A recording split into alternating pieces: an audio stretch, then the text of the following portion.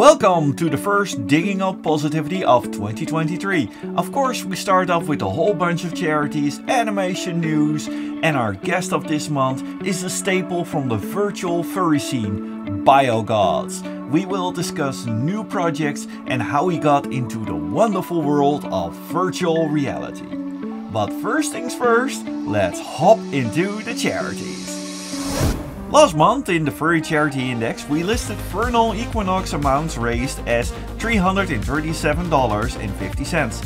However, it was $8,474.89 raised for the Hobbitsea Wildlife Refuge.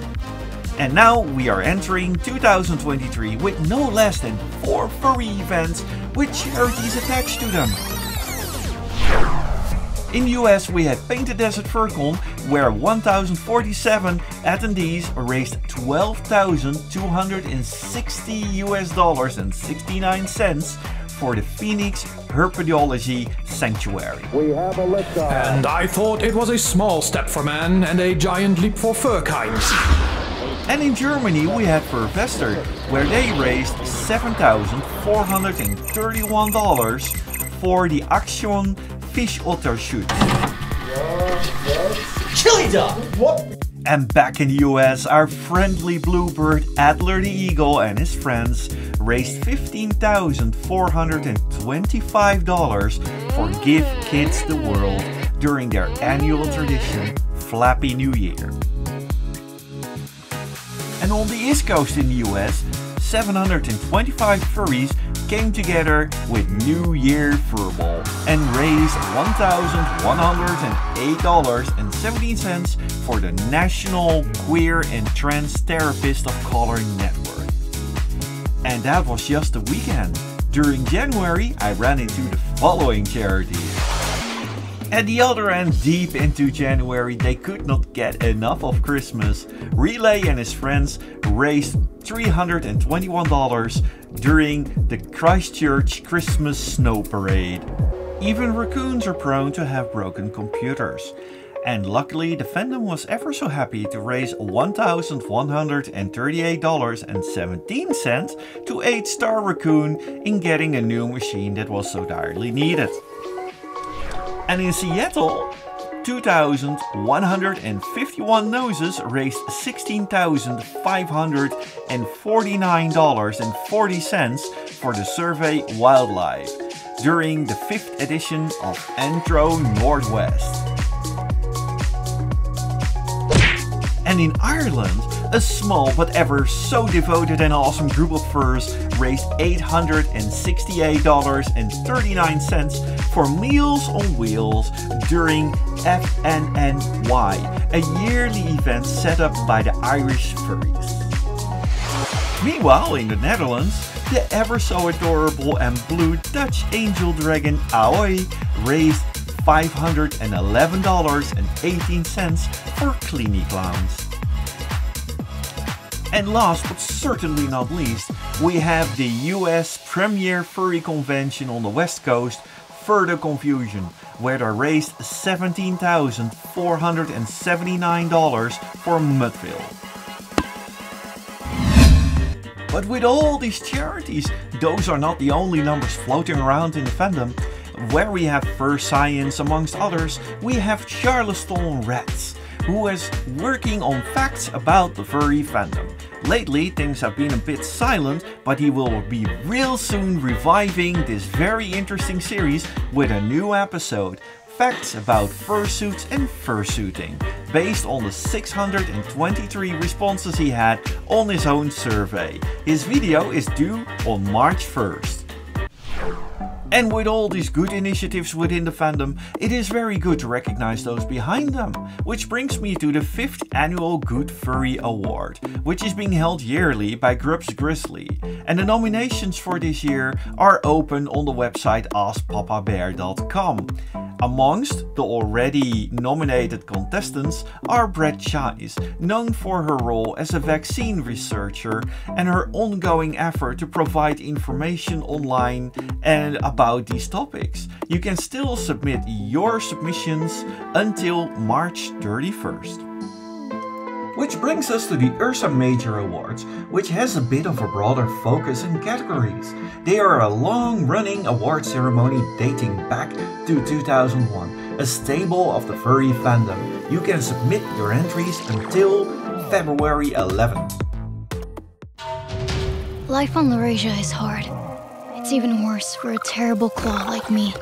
The fandom always has been bursting at the seams with cool animation projects, and one of those trailers dropped in January. That was Talon. And very interesting take on the dinosaurs at first, but it rapidly evolves into a magical adventure on a galactic scale. While growing up with Jurassic Park, I still have to get used to the raptors wearing a lovely feathery coat, but it is definitely growing on me. Ah, there it is! Another trailer that has been dropped this January is the highly anticipated Lackadaisy. Previously covered and based on the very popular comic set in America during the Prohibition. It is just bursting with energy. This short is planned for March and I can't wait to see what antics they are up to. They kept us all in the loop with cool little animations and little bits and pieces, so I am very hyped about this. But not just on the small screen, we had traditional animation. Various projects are happening in the virtual world, and one of those big players within that world is this month's guest. This month we're digging up positivity. We have a wonderful, positive-minded, known character from the VR chats. We got Biogodz. Could you tell us a little bit about yourself? Oh yeah, hello folks, my name is Bio. I'm usually known as Biogodz or Al the Wolf on YouTube, TikTok, and in the old days I was known for making a lot of Fursuit content on Vine. But yeah, that's who I am. Just a content creator. I used to make content in Fursuit in the old days, but now I'm just making more, just VR chat content in VR. Yeah, I saw a lot of that, and we'll get back to that in a moment. But first things first, how did you get to know of the fandom? Many years ago, I went to an anime convention, and back then when I tried to join the anime fandom, like I tried to get into more of this kind of stuff. It was kind of hard because like I just had a difficult time trying to fit in with that community. Because like back then I had the idea that I wanted to be my original character at these con events. And when I tried the whole original human character at first, people looked at me and like, "Who the hell are you?" And I'm like, "Oh, I'm my original character." They're like, "Oh, okay, yeah, that's boring." And I was like, damn. And then what happened was when I was at the anime convention, I saw this one guy wear a fursuit at the con, and he was dressed up as a raver. Basically, one of those guys that go to EDM festivals or electronic dance music festivals, but they put on the fat pants and the glow sticks and they dance around to the electronic dance music. So when I saw a person wearing the fursuit and the fat pants, I was like, okay, that's really cool, because back then I was into the whole electronic dance music stuff, and I was like, this guy's got some colors, he's got some really cool like fat pants, and he's got like a lot of cool stuff on him. So I was like, you know what, I want to get a photo with this guy because he looks really cool. He has this really positive, awesome energy. So I went up to him and be like, hey man, can I get a photo with you? I like the costume, everything. It looks so awesome. He's like, yeah, sure. So I got a photo with him, and I'm like, you know what? I think those are called furries. You know what? I'm looking up online. So I went on YouTube one day, and I remember people were talking about like how this show on G4 called Attack of the Show did a topic on furries, and so they were talking about furries and stuff on there. And there's like 2 videos about furries, on YouTube during the time by G-Force or Attack of the Show. So I decided to watch it, and I was like, wow, this is so cool that you got a community of people, making these costumes, making fun content, going to these events. Like, this looks like a really fun community. And so I joined a fur group online through Facebook back then, and then basically I made my own fursuit from scratch, and then I joined that group, went to the first meetup, and then after that I was like, wow, fursuiting in public is so much fun. And then from there I upgraded my fursuit, started making content in fursuit, putting it online, and yeah, that's how I became a furry in the fandom. But yeah, you started out with fursuits, but we're now here in the virtual reality of VR chat. How did that transition happen? Oh, so a while back in 2020, when the pandemic happened, like everyone had to stay home because of the whole lockdown thing that happened in the US and around the world as well. And so I was bored at home during that day, and I was trying to figure out ways to keep myself busy because like I enjoyed making fun content with people in Fursuit back then. And so I was trying to figure out what to do on my channel because back then I was working on a series called Wolfie's Camera, where basically I go to a lot of furry events and take a lot of photos of furries on film, and then I do review on the cameras and the film stuff. And so I had to cancel that series because like I couldn't go anywhere during the pandemic, and I was bored at home, and I was like, damn it, what can I do? And so I went on Twitter one day, and I saw like furries posting more and more videos and photos of people having so much fun in VR chat. And when I saw that, I was like, oh my god, like this place looks like a magical fun place, like because like, you know, everyone's having so much fun there. I watched the videos, I saw the photos, and I was like, you know what, screw it, I might as well hop on there. So I hopped on there, and I met a couple of friends I know from like furry events in the past. They were there too, and I started it on desktop mode. Like at first I actually started on a laptop first, like a really crappy gaming laptop. I started making friends with people online, and then people are like, hey, when are you going to get VR? When are you going to get VR? I was like, I'm getting next year. I'll get it next year. I'll get it next year. And then after that, my mind was like, wait a minute.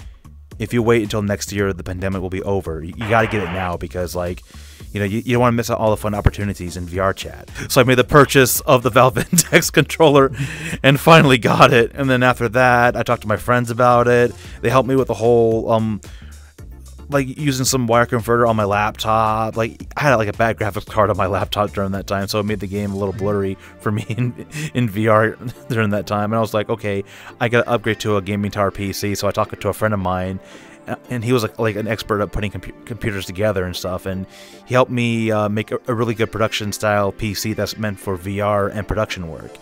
I started doing more content in VR with this stuff for TikTok, and then I started doing more for YouTube, and then suddenly when I started doing more and more content, I started blowing up on TikTok more than my YouTube channel. So yeah, like, oh yeah, and I made a lot of friends on this platform. I even went to the virtual events like Virality, and the other like con events are done all virtually online. So it was like going on here was so much fun. Like it was a positive experience. Yeah, because when I see your TikToks and your YouTube channel, I saw that you try to do something more. I mean, in 2020, I was there when Euroferns came up with their hotel fully digitized. Oh yeah, it was revolutionary. Oh, it was cool. It was really great to see it all come to life. And what I now see is that some people are like, hey, did you know that we have digital buildings? And I show them the videos of the Euroferns dance competition, and they are blown away. And these are not normal people. These are people that work for TV studios that claim to be very cutting edge, and they were like, you make us look like Second Life in 2005. or now, just for that, you make it look like the metaverse, because that is the ongoing joke about but I see that you're trying to push the limit. You're trying to do something new. I saw that you're working on a YouTube movie, but I also saw the first 2 episodes of Dimensional Cyber War. Can you tell us about that?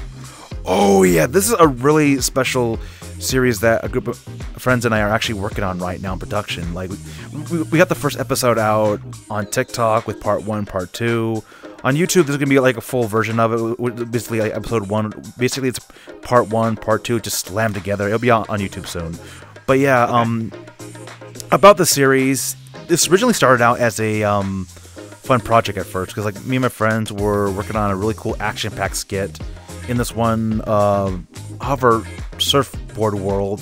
We were there filming the content, and then when we put it out online, people really loved it. And when they saw the video, they're like, oh my god, can you please make this into a movie or a series?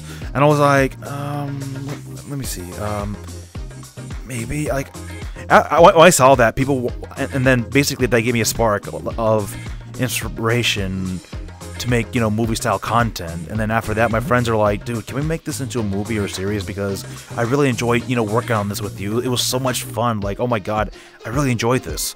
And I'm like, okay, let's figure this out. So we talked about it, came up with some storyline ideas, and then we went to that one world where they had like all this like dimensional back and forth thing. We saw that. It gave us the idea for the series, and then from there we worked together as a team, and that's when, you know, we started working on the series. And after that, we worked on part 1, released it online. People were like, oh my god, this is good. And so yeah, like a lot of this has been like, you know, I wish a lot of people in the furry fandom make more content like this, but it's kind of sad because like a lot of people don't want to make content like this. Because, you know, there's a lot of... Sorry for interrupting you there, but I'm currently actually working on something regarding science fiction as well. There's a little bit in the trailer of my channel, but okay. I rented a 22 by 6 meter blue screen studio. Chroma key. And yeah. I drove my car into that, and we basically, the ongoing joke was that my car, a Tesla, has a Mars mode on it. And that I activate the Mars mode and I accidentally get on Mars. Nobody knows why.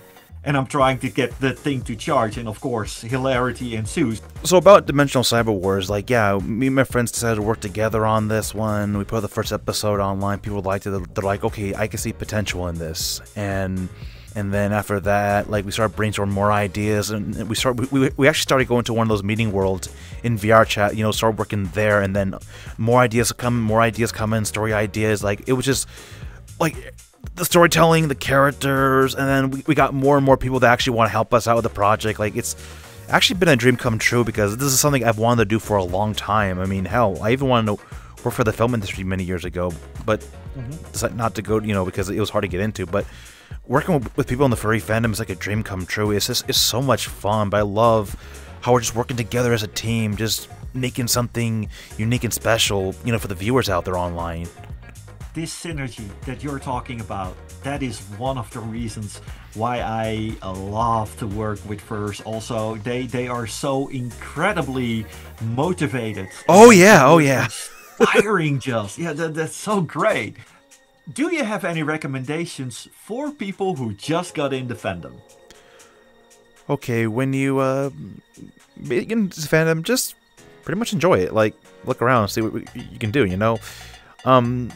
Most people nowadays want to be influencers or content creators, or, you know, filmmakers, or an artist, or whatever. Like, whatever you see, just go with it. Like, that's what I did. You know, when I first joined the fandom, I saw someone wear a fursuit there. I was like, okay, that's cool. Like, that what they're doing is really cool. I want to be part of that community, because, you know, like, basically when you see something, go with it. Just enjoy it.